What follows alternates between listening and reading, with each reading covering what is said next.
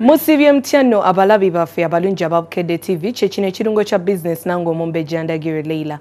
Kitwala obudde bungi gwe munafa yagala okutandikawo business okubeera ng'ofuna ensimbi ezinazitandikawo n'olw'ensonga eyo olina okwetegekera omutendera guno mu business.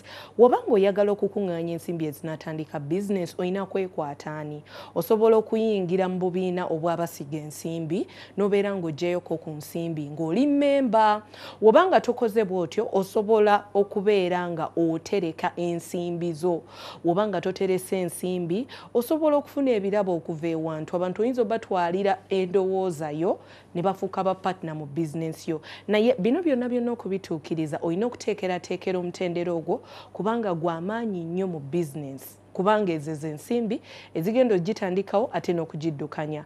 Mwebale kulaba Bukedde TV atakumira mpera abankoomere.